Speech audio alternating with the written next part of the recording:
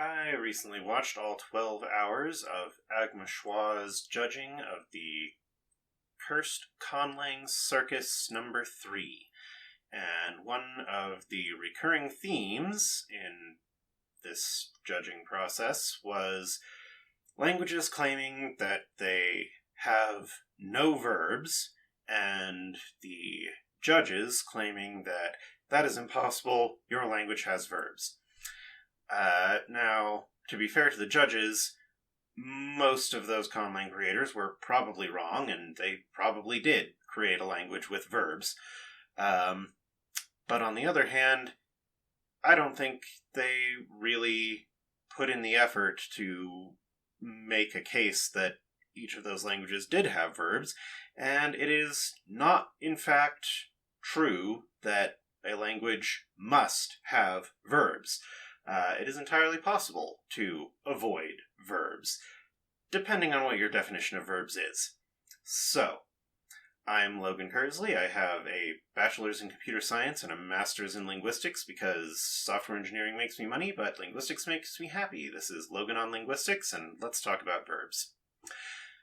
In a post on the r/conlangs Reddit about a list of verbless languages, one commenter said, "Do any of those make relation distinctions between nouns? If so, I'd say they are not verbless." Well, by that criterion, prepositions should be called verbs, but I think most people would disagree with that conclusion. There is a certain point of view which would say that it is trivially easy to identify languages without verbs, or any other part of speech you choose, because any language that isn't a direct relex of English doesn't have verbs by definition.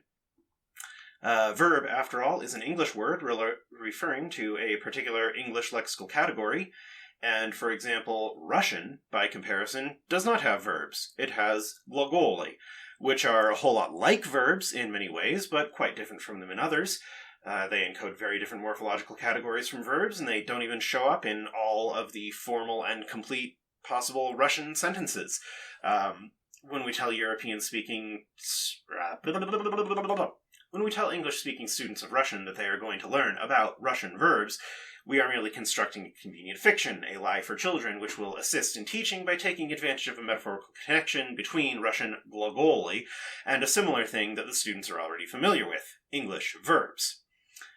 This point of view is called non-apriorism, or non-aprioristic structuralism. In other words, it assumes that the pre-existing theoretical or a priori categories do not actually exist, and that the structure of any language is entirely self-contained.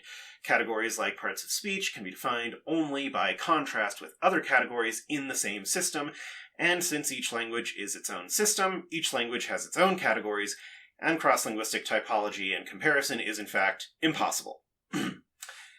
This was, in fact, the view taken by influential linguists such as Franz Boas and Ferdinand de Saussure, and it is in some contexts quite useful. Believing in it prevents such travesties as made-up rules against split infinitives and stranded prepositions in English, which are a direct result of assuming that Latin categories are obviously applicable to all languages. Taken to an extreme, however, it can make trying to understand a new language unnecessarily difficult, as can be attested by everyone who has ever complained about Lodgeman's insistence on the use of its own native grammatical terms, and it makes the appreciation and productive criticism of conlangs nearly impossible. If every language is completely unique anyway, then what can we possibly say about it other than it seems to work or not? And what point is there in even trying to do anything really groundbreaking or to engage in the science of typology at all? The exact opposite point of view from non-apriorism is, of course, apriorism. That is the philosophy behind Chomsky universal grammar. It presumes that all possible grammatical categories already exist independently of any particular language, and that languages differ primarily in which pre-existing categories they happen to use, or which mental switches are turned on or off. In principle, this point of view should make it very easy to compare languages. You just have to figure out what the cross-linguistic categories are, and then compare which ones are turned on or turned off in different languages. Even if we believe the academic arguments that, for example, Lillooet lacks nouns, or Luisenyo lacks verbs, and Rio Indonesian lacks both, that just means we need to do a little bit more work to figure out what all the categories actually are, and which ones are truly universal. Obviously, this is going to run into some troubles if we're trying to evaluate conlangs, which are not trying to necessarily be naturalistic and have no reason to conform to universal grammar. In practice, however, both parts of a prioristic typology, even restricted to talking about natural human languages, have some problems. Identifying the existence of cross-linguistic categories and identifying their exponents in any particular language turn out to be difficult. To quote Martin Hasselnath, the idea that language-specific categories are equated with cross-linguistic categories has given rise to countless category assignment controversies. For example, what's the line between an enclitic and a suffix? Is black box a phrase or a compound? Does Tagalog mark topics or subjects? Does Mandarin have adjectives or just stative verbs? And so on. At its worst, apriorism results in simply assuming that the categories of English or Latin or whatever your favorite language is must apply to every new language and forcing them to fit whether or not they make any sense. Fortunately, there is a middle path, comparative non-aprioristic typology. This point of view recognizes that every language does have its own categories, but the large areas of overlap do exist, and it is useful to reuse terms between languages for different categories that are nevertheless substantially similar in significant ways, as long as we are clear that in doing so we are not implicitly claiming that two different languages are actually exactly the same. In deciding whether or not a particular language has a particular named category, then, we must decide whether it has a category whose functions overlap to a sufficiently large extent with categories in other languages for which we use the same label. And there is room for legitimate disagreement over how much overlap is enough. This largely comes down to whether you are inherently more of a lumper or a splitter. Even if you reject apriorism, if you're the kind of person who likes finding similarities and putting lots of things into a few large, sweeping categories, it's likely that you will find verbs everywhere, as well as plenty of other common parts of speech, and be harder to convince of their absence. On the other hand, if you are the kind of person who likes to create lots of fine divisions, I think you're more likely to accept more edge cases as genuine examples of verblessness. So, can we come up with a cross-linguistically applicable definition of what a verb is that everyone will agree on all the time? Spoiler alert, no, we cannot. There is no widely accepted definition of what a verb is.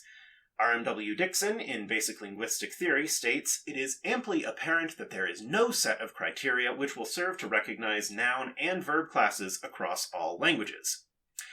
However, you can choose your own practical definition of verb for a given analytical purpose and compare it with other people's definitions to decide which words fall into that category in a given language and whether your disagreements with other people's analyses are actually disagreements of fact or merely terminology.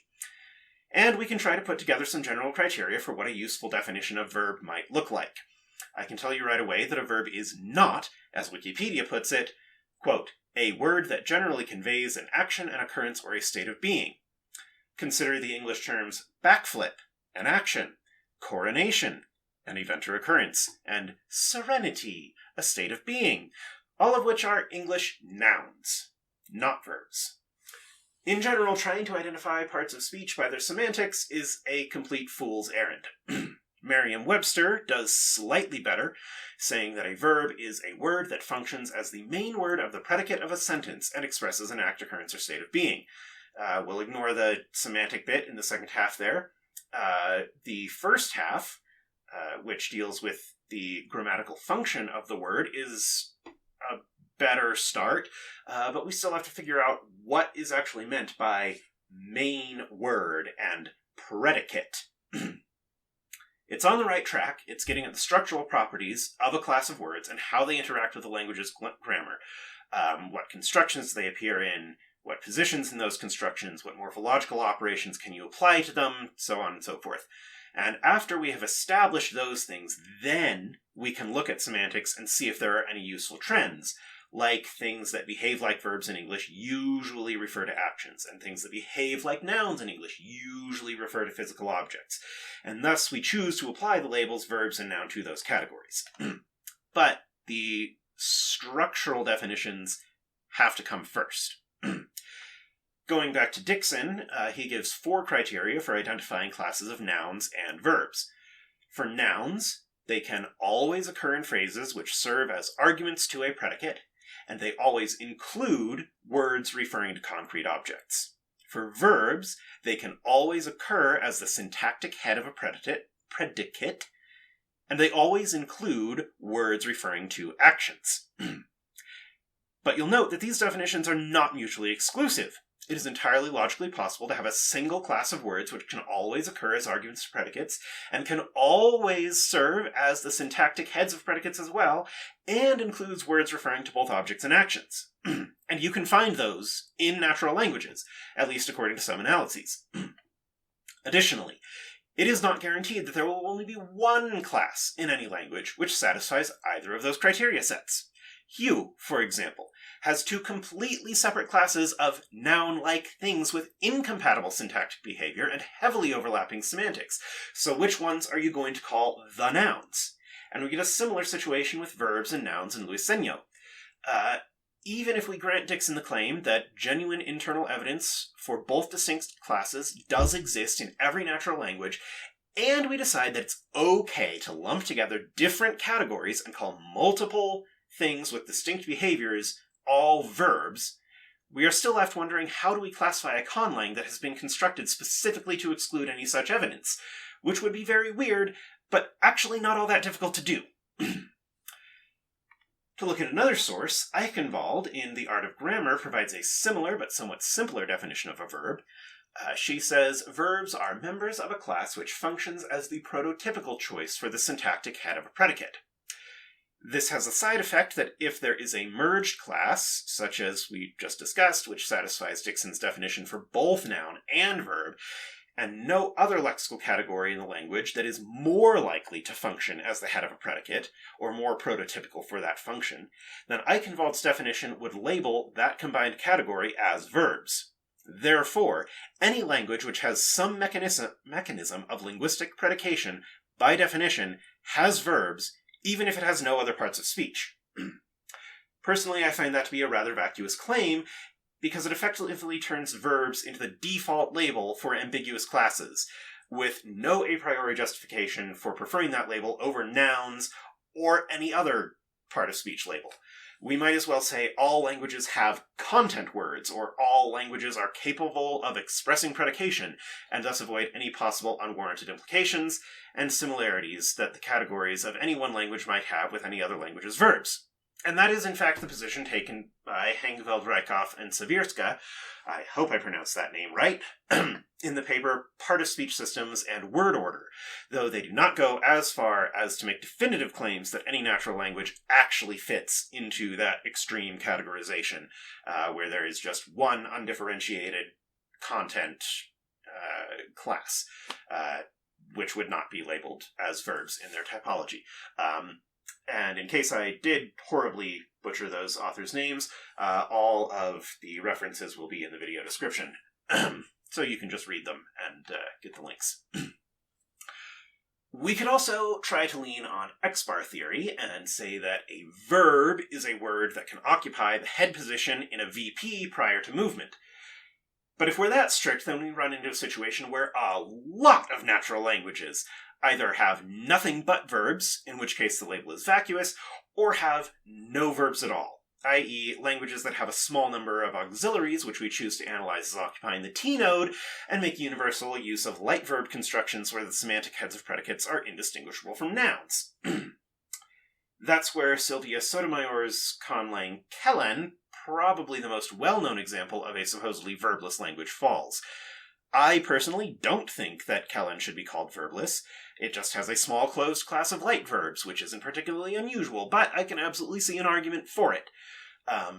If you want to consider it verbless, then a lot of other things are verbless. And fortunately, the interestingness of that particular conlang does not really rest on the analysis of its predication system.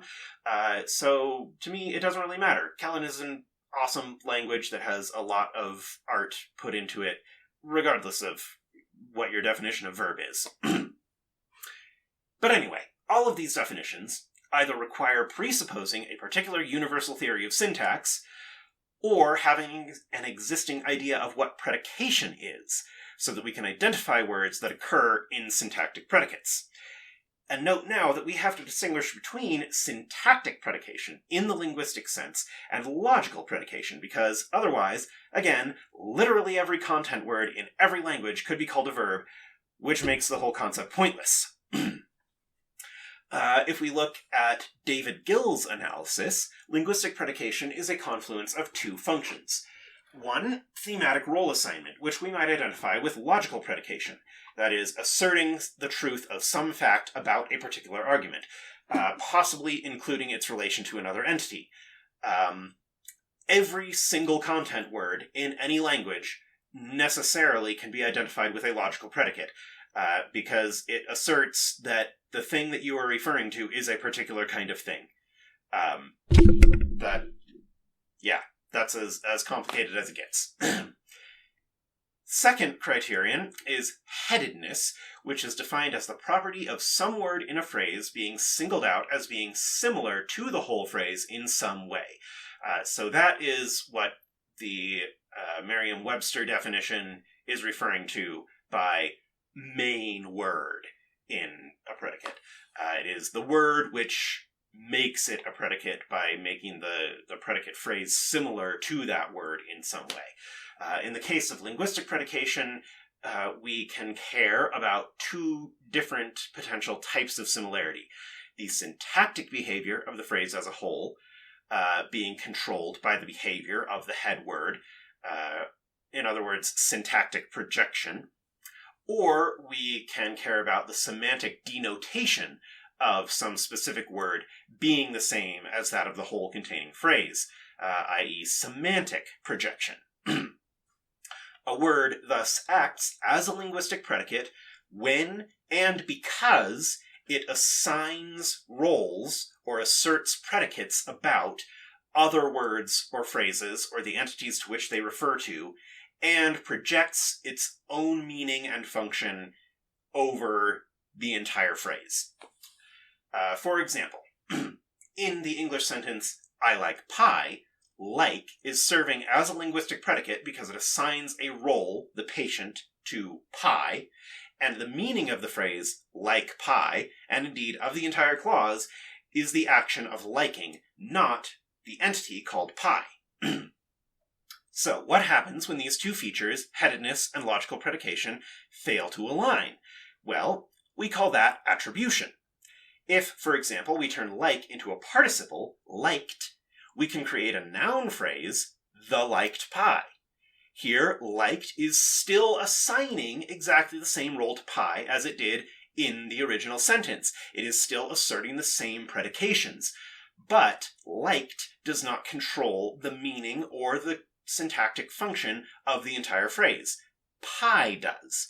If, therefore, we come across a language which allows or requires the independent specification of role assignment and headedness by separate mechanisms, or which contains logical predication and role assignment, but no concept of headedness, then Aikhenvald's and Dixon's definitions of verb will fail.